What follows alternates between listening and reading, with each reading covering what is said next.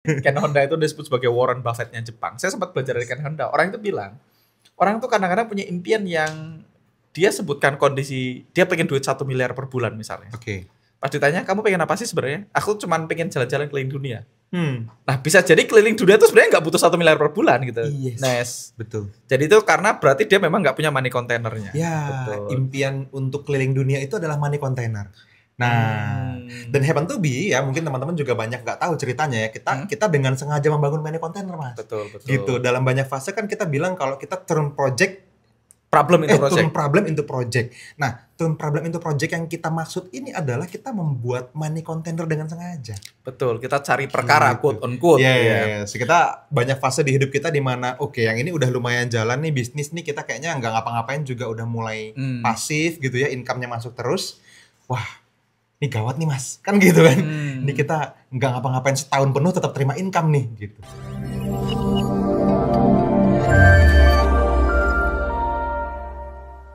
Oke teman-teman semua, kembali lagi di channelnya Kedamaian ID dan hari ini saya masih sebagai host cabutan ya. Wah, saya lupa ganti baju ya. Jadi ya kita syuting dari yang sama ya. So teman-teman, kali ini kita akan bahas tentang energetic container yang tadi sempat kita singgung di video sebelumnya, Mas ya, tentang energetic container atau money container mungkin ya. Oke, lebih spesifiknya money container. Iya, nah pertanyaannya spesifik adalah yang pertama kita akan bahas tentang apa itu energetic container, gimana cara kita membangunnya, dan gimana cara kita memperbesarnya. Nah, itu yang penting berikutnya. Memperbesar dan memperkuat. Dan mungkin nanti Betul. bisa di-sharing juga apa praktek-praktek yang Yang sudah bisa kita teman-teman lakukan. yang teman-teman juga bisa lakukan. Ya. Oke, kita mulai dari yang pertama dulu, Mas. Oke. Energetic container itu apa, Mas? Kita bahas ulang. Oke. Jadi teman-teman, energetic container itu adalah sesuatu yang teman-teman bangun dengan sengaja di dalam bawah sadar kita untuk bisa membuat kita mampu menampung impian-impian yang kita inginkan. Nah, sederhananya begitu. Kalau teman-teman punya energetic container yang cukup ya, kontainer energi yang cukup untuk menampungnya, seharusnya Anda sudah menerimanya dari kemarin-kemarin. Oke. Nah, tapi kalau misalnya teman-teman masih belum menerima impian yang teman-teman inginkan, most likely nggak punya kontainer yang cukup kuat dan besar, Mas. Nah, makanya ini menarik kita bahas nih, supaya teman-teman bisa punya gambaran untuk bisa mendekatkan lagi dirinya ke impian-impian teman-teman. Jadi energetic container intinya gampangnya wadah berarti, Mas ya? Yes, wadah untuk Wadah untuk menerima. Kan kita sering bilang rezeki yang kita terima itu sebesar wadahnya. Nah, kita mungkin dulu para kiai sering bilang, atau mungkin guru-guru saya dulu sering bilang, maksudnya seberapa banyak kita terima tergantung seberapa besar wadahnya. Kalau wadahnya gelas ya dituang sebanyak apapun akan luber dan saya hanya akan dapat selebar gelas ini. Kalau wadahku adalah drum, saya akan nampung lebih banyak. Wadahnya danau lebih banyak lagi. Lebih gede lagi. Nah, cuman mungkin nggak banyak orang yang membahas secara spesifik gimana cara kita membangun wadah itu, gimana memperbesar wadahnya, dan gimana memperkuat wadahnya. Nah, sebelum kita masuk ke sana, Mas Wadi mungkin bisa kasih contoh dulu wadah impian itu kayak gimana, yang sederhana. Oke, jadi gini teman-teman. Contohnya gini ya, ketika teman-teman menginginkan sebuah angka, let's say misalnya 100 juta rupiah per bulan misalnya, ya kita ngelanjutin cerita yang tadi nih ya di video sebelumnya. 100 juta rupiah per bulan ini ketika teman-teman ditanya mau dipakai buat apa, Anda punya jawabannya nggak? Yes. Nah, karena gini, pengalamanku Mas, aku ngalamin ini di beberapa kali fase bertumbuh ya. Jadi ketika dulu kita jalanin MLM gitu ya, jalanin project asuransi gitu, kita jadi agent asuransi, aku pernah ngalamin dan sama tuh, wah go 100 juta sebulan kan gitu. Impiannya. Ya jauh sebelum itu terjadi gitu, tapi aku udah bener-bener menginginkannya. Nah, dan nggak tercapai di situ. Betul. Cuman hari itu memang aku pernah ngalamin di mana aku ditanya gitu. Ditanya sama leaderku, ya happen to be aku belum belajar tentang ini, tentang energetic container. Dan aku nggak bisa jawab. Emang kalau misalnya lu dapat 100 juta sebulan, lu mau pakai buat apa? Betul. Di kepalaku, wih, hutang-hutang lunas. Kan gitu dong, bulan pertama nih. Terus bulan kedua aku bisa mulai membeli barang-barang yang aku inginkan. Wah, bisa punya motor baru, bisa punya kosan yang lebih nyaman. Wih, kosannya bakal ada AC-nya nih, kan gitu ya. Ada kulkas. Oh, lebih asik nih. Oke, bulan ketiga gimana? Selesai ceritanya. Bingung mau ngapain lagi ya? Berarti memang seringkali banyak orang kayak dulu mungkin waktu kita masih di MLM kita yang inisialnya Tian sih, sebut aja ya. Sebut saja. Bukan nama sebenarnya. Oke. Namanya Tian internasional. Iya, enggak salah. Iya kan? Nah, itu dulu banyak orang bilang saya pengen punya income 40 juta. Bintang 8 income 40 juta per bulan. 40 juta per bulan, 40 juta per bulan, tapi kita sebenarnya tidak pernah dengan sadar membangun money containernya atau wadahnya atau energetic containernya. Kalau punya 40 juta mau ngapain gitu ya. Mau ngapain? Nah, aku pernah dengar ungkapan yang mirip, Mas. Mas sampean konfirmasi ini benar atau enggak. Ini dulu saya ya pasti benar sih karena saya dengarnya dari Ken Honda sih. Oke. Banyak benernya lah ya. Ken Honda itu disebut sebagai Warren Buffett-nya Jepang. Saya sempat belajar dari Ken Honda. Orang itu bilang, orang itu kadang-kadang punya impian yang dia sebutkan kondisi dia pengen duit 1 miliar per bulan misalnya. Oke. Pas ditanya, kamu pengen apa sih sebenarnya? Aku cuma pengen jalan-jalan keliling dunia. Nah, bisa jadi keliling dunia itu sebenarnya nggak butuh 1 miliar per bulan gitu. Yes. Betul. Jadi itu karena berarti dia memang nggak punya money containernya. Ya, betul. Impian untuk keliling dunia itu adalah money container. Nah, dan happen to be ya, mungkin teman-teman juga banyak nggak tahu ceritanya ya. Kita dengan sengaja membangun money container, Mas. Betul. Gitu. Dalam banyak fase kan kita bilang kalau kita turn problem into project. Nah, turn problem into project yang kita maksud ini adalah kita membuat money container dengan sengaja. Betul, kita cari perkara quote on quote. Yes. Kita banyak fase di hidup kita di mana yang ini udah lumayan jalan nih bisnis nih, kita kayaknya nggak ngapa-ngapain juga udah mulai pasif gitu ya, income-nya masuk terus. Wah, ini gawat nih Mas, kan gitu kan. Ini kita nggak ngapa-ngapain setahun penuh tetap terima income nih gitu. Halo teman-teman semua, sorry saya interupsi sedikit ya, karena ini adalah video yang mungkin Anda akan sangat sukai gitu ya. Kalau misalnya teman-teman merasa ini sesuatu yang cukup powerful untuk bisa membantu Anda, maka teman-teman akan sangat suka kalau misalnya teman-teman saya undang langsung ke dalam webinar kita di Kedamaian ID. Dan di webinar ini teman-teman, kita akan melakukannya secara live. Saya mengundang Anda secara langsung untuk bisa ikutan ke dalam webinar kita dan teman-teman bisa dapatnya itu secara gratis. Caranya gimana? Teman-teman langsung aja cek di kolom deskripsi di bawah video ini. Anda cari link webinar kita, di sana kita sudah cantumkan linknya dan teman-teman akan bisa mendaftarkan diri dan setelah itu kita akan sama-sama ngobrol lebih dalam seperti apa yang kita bahas di dalam video ini. Oke, pastikan teman-teman bisa hadir di dalam webinar kita dan silahkan lanjutkan untuk menonton videonya. Kita perlu do something else. Kita perlu do something else supaya kita bisa dapetin income lebih gede lagi. Betul, kan tapi kita selalu menyebutnya barang waktu itu. Misalnya kita perlu beli mobil baru supaya kita nggak santai. Kita perlu bangun rumah misalnya atau apapun. Beli tanah misalnya dan lain-lain. Betul. Dan kita ngalamin setiap kali kita butuh buat beli tanah, duitnya ada. Ingat ada satu kondisi di mana kita butuh investasi di daerah Brebes sana yang happen to be akhirnya duitnya ada padahal waktu kita dealin itu kita uangnya belum banyak belum ada duitnya. Belum ada. Nah, artinya untuk supaya teman-teman yang nonton bisa tiru, ada nggak step by step yang konkret untuk orang yang baru mulai, gimana cara aku membangun sebuah money container, Mas? Gimana caranya dulu? Step 1 yang perlu teman-teman lakukan adalah teman-teman cek dulu seberapa kuat dan besar money container Anda. Gimana cara ngeceknya? Paling gampang dibayangin dalam bentuk meditasi, Mas. Oke. Jadi dalam proses meditasi, teman-teman bayangkan dalam kondisi yang sangat rileks dan sangat nyaman gitu ya. Teman-teman tutup mata, teman-teman relaksasi sebentar, teman-teman bayangkan dan rasakan sebesar apa daya tampung kontainer teman-teman semua. Jadi kita ngomongin tentang energetic container ya, artinya memang ada di bayangan. Oke. Gitu ya. Bayangan seperti apa yang teman-teman munculkan? Kontainer ini kan wadah. Betul. Impian teman-teman butuh wadah untuk bisa terwujud, untuk bisa mengakar di sana dan jadi kenyataan. Betul. Nah, tinggal seberapa besar wadahnya. Gitu.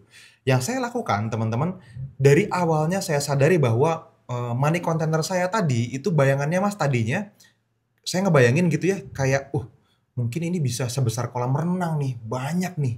Yang gitu dibayangkan kan? Apa? Kolam renang atau apanya? Nah, kan kita mulai dari step awal tadi. Iya, gimana cara membayangkan? Ya. Ngukurnya kan dibayangkan. Paling apa yang dibayangkan? Bentuk penampung yang cukup besar di mata teman-teman lah. Dulu di awal saya belajar ini Mas, yang saya bayangin kolam renang. Karena tadinya saya pikir, jangan-jangan nggak muat karena selama ini bak mandi nih, gitu. Jadi kalau diperbesar jadi kolam renang, dia kan ada betonnya, ada sirkulasi airnya, ada yang menjaga ini tetap kokoh gitu ya. Ini oke nih kayaknya. Nah, sampai langsung kolam renang, nggak gentong dulu atau drum dulu? Enggak, aku ngebayanginnya aku pengen kolam renang tadi. Awalnya begitu. Lanjut. Cuman, sekarang gini, kita perlu samakan persepsinya nih. Kolam renang juga ada yang kecil, ada yang gede. Betul. Nah, di bayangan saya, kolam renang tidak cukup besar untuk menerima income dan impian yang saya ingin capai. Gitu. Sehingga perlu diperbesar dengan sengaja. Nah, ini teman-teman bisa rasain apakah ini cocok, ini muat dengan apa yang teman-teman miliki sebagai kontainer. Misalnya teman-teman pengen punya income 100 juta sebulan. dengan semua kebutuhan yang teman-teman miliki, dengan semua aktivitas yang teman-teman lakukan. Jangan-jangan 100 juta ini kegedean. Jangan-jangan 100 juta ini nggak teman-teman beneran butuh. Betul, mungkin butuhnya cuma 35 juta misalnya. Ya, kalau misalnya butuhnya cuma 35 juta, maka kontainer teman-teman memang cuma 35 juta. Nah, gimana cara ngerasainnya? Itu tadi pertanyaannya belum terjawab tuh. Diperbesar dengan sengaja, teman-teman. Kalau kegedean? Nggak apa-apa. Karena dalam fase manifestasi, kita memang selalu harus punya kontainer lebih besar dari impiannya, Mas. Enggak, kan kita masih Minimal mau sama. mengukur ini, Mas. Bagaimana cara aku kan tadi pertanyaan pertama adalah kita harus mengukur dulu kontainerku segede apa. Nah, itu gimana cara ngukurnya? Kan sampean kan nembak kolam renang karena Fadli hari ini. Kan kita tidak bicara untuk orang yang di level Fadli. Yes. Kita harus turunin dulu Di titik kolam renang itu Fadli kemarin, Mas. Kemarin kapan? Fadli kemarin yang pengen punya 100 juta sebulan. Oke. Nah, bayangannya gitu. Makanya nih kolam renang besar atau kecil ini nggak jadi ukuran ya. Ini Karena misalnya gini. di kepala gua kontainer tuh gentong. Belum gitu soalnya. Ya, anggaplah misalnya yang gampang dibayangin sebuah drum yang warna biru ya, Yes. kita lihat. Nah, ini adalah wadah yang menurut teman-teman cukup untuk nampung 100 juta sebulan, misalnya. Yes. Gitu. Nah, ketika kita ngomongin vision beyond vision, misalnya teman-teman, oke, 100 jutanya nyampe, berarti pengennya 1 miliar sebulan, misalnya. Maka gentong jadi nggak cukup. Gitu. Nah, ini teman-teman perlu perbesar dengan sengaja. Aku tuh sampai meditasi berkali-kali, Mas. Sampai ada satu titik di mana aku membayangkan aku di tepian sebuah bangunan beton yang sangat luas dan sangat besar. Aku duduk di sampingnya di sebuah kursi yang memandang seperti waduk yang sangat luas yang ujungnya hampir nggak kelihatan. Yang itu kontainerku. Itu sampean terbayang begitu? Iya, itu kontainerku hari ini. Karena dalam fase meditasi itu memang kita diajarkan untuk membangun sebesar mungkin, sekuat mungkin, seluas mungkin, selebar mungkin, dan pastikan solid, jangan kebesaran tapi terus nanti runtuh kayak gitu-gitu. Jadi benar-benar perlu solidify itu, diperkuat dengan nyata gitu. Aku masih belum nyambung nih Mas ini. Aku bukan hanya mewakili Anda, aku literally belum nyambung ini. Iya. Kan aku duduk, tiba-tiba bayangin waduk atau apa gitu loh maksudnya Mas, stepnya Mas. Yes. Langsung gitu. Nanti gini, karena ada step selanjutnya Mas. Oke. Ketika teman-teman sudah memilih bentuk kontainer yang teman-teman nyaman, Anggaplah gitu ya. sudah jadi kolam ukuran 10 meter panjang kali lebar. 10 kali 10 meter misalnya nih. Sudah terjadi. Di kepalaku sudah muncul di kolam. Oke, kolam renang itu. Nah sekarang, apa yang dirimu inginkan di masa depan, vision beyond visionmu, bayangkan itu sebagai sebuah energi yang sampai pengen drag and drop ke sini. I see. Oke, lanjut. Muat nggak? Kalau menurutmu ini sudah fit, ya udah yakini itu dan bayangkan itu ada dalam kontainermu, cuman tinggal dalam proses terwujud jadi fisik. Oke. Gitu. Nah, fase meditasinya energi kita bawah sadar kita cukup berkomunikasi di level energi seperti itu. Oke.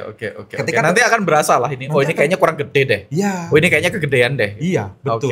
Dan itu munculnya setiap orang beda-beda, Mas. Jadi ada yang ngebayangin gumpalan cahaya berwarna emas, pas dibawa terus lah kok nggak muat gitu ke kontainernya. Dan ini sebelum kita masuk ke sana dan ini menyambung video kita sebelumnya nih, menarik nih. Anda harus nonton semua videonya secara berurutan soalnya.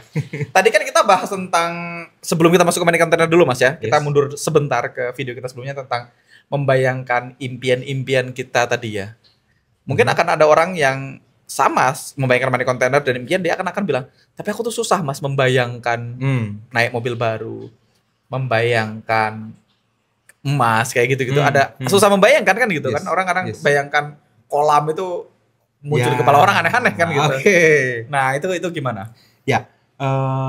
Ini juga sering kali terjadi Mas di dalam proses kita ketika teman-teman ngikutin workshop Tap into Your Peace atau kelasnya kita di manifestasi di Kedamaian ID, which is tidak salah sebetulnya karena gini, tipe kecerdasan manusia itu ada kecerdasan visual, ada kecerdasan kinestetik gitu kan, ada kecerdasan macam-macam, olfaktori misalnya, audio dan seterusnya. Nah, setiap orang punya kecerdasan yang dominan kalau tidak dilatih untuk baik di semuanya. Dia bawaan lahirnya ada salah satu yang dominan. Dan happen to be banyak orang yang visual. Betul. Nah, tapi buat teman-teman yang tidak visual bukan berarti teman-teman tidak mampu. Aku auditori, Mas. Yes, sampai banyak auditori happen to be dari awal dominannya memang itu. Iya, dan dari mana aku tahu auditori? karena aku tuh kalau dengar orang ngomong, aku bisa mengulangi sama persis seperti dia ngomong dalam jangka waktu yang panjang.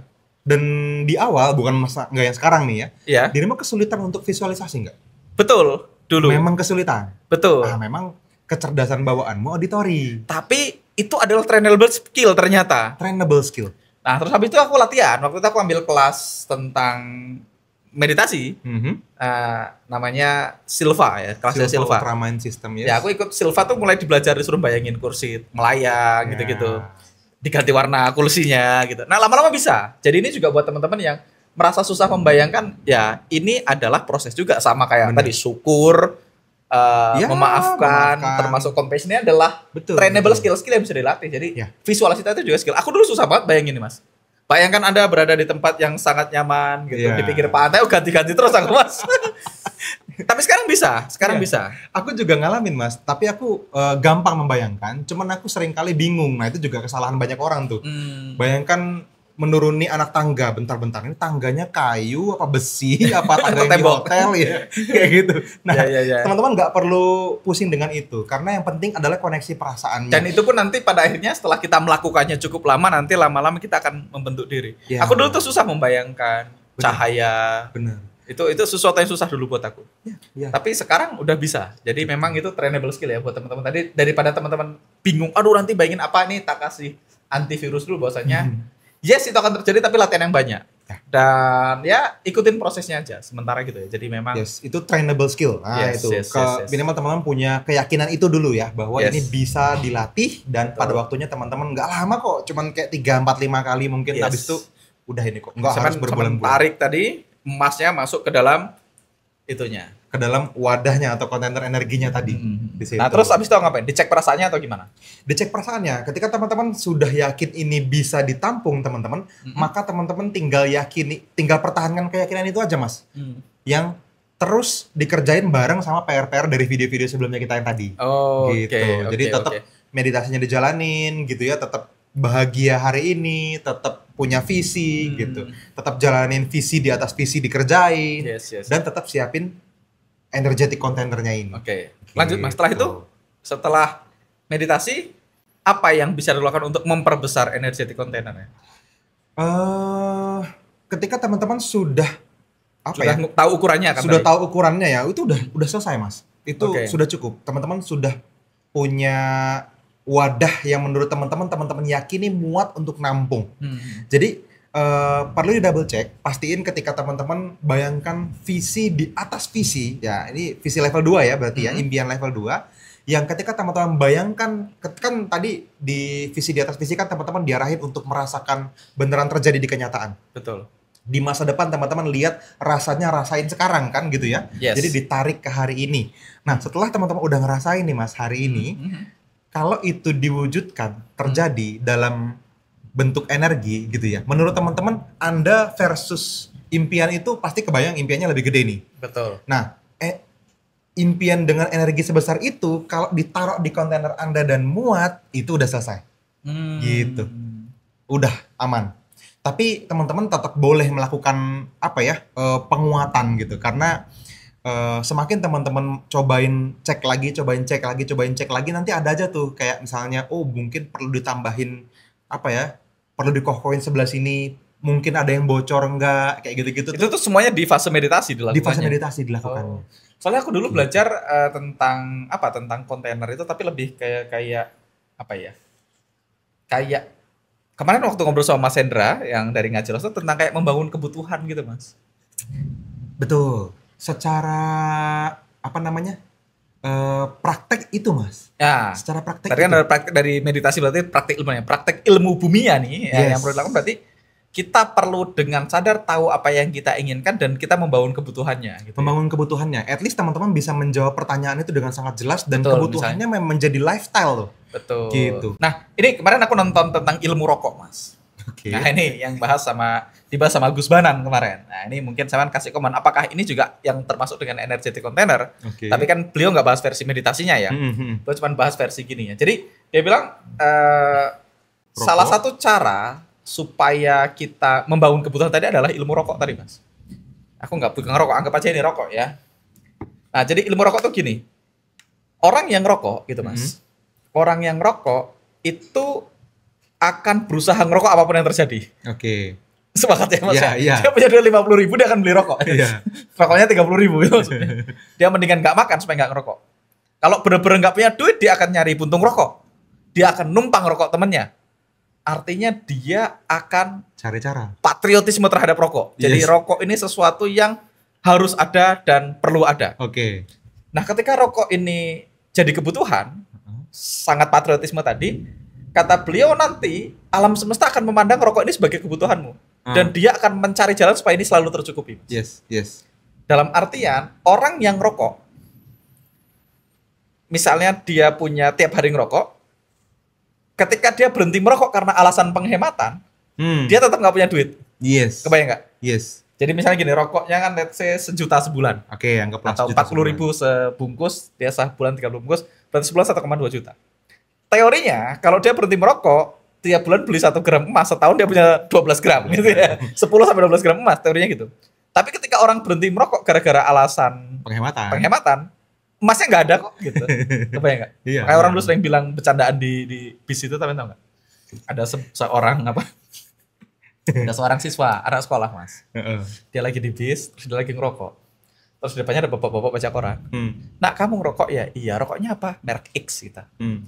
Oh, itu sebungkus berapa? 40.000. Sehari berapa 1 bungkus? Wah, kamu nak katanya sehari ngerokok 1 bungkus sebulan 1 juta tuh paling enggak kan? Sebulan 1.200.000 tuh katanya.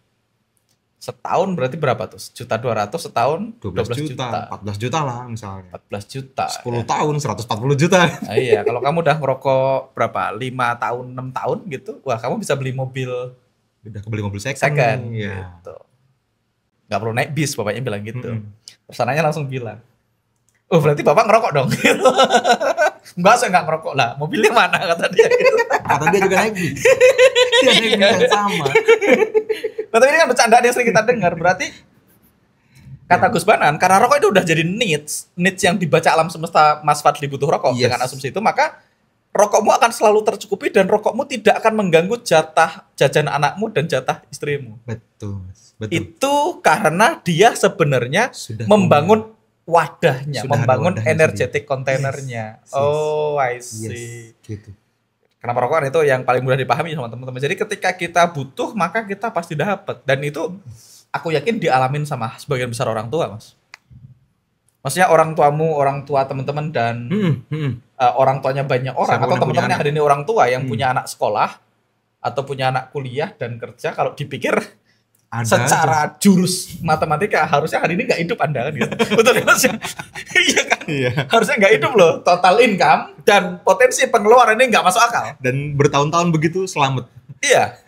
Dan ketika akhirnya anaknya selesai kuliah, nggak punya tabungan juga pada akhirnya. Iya.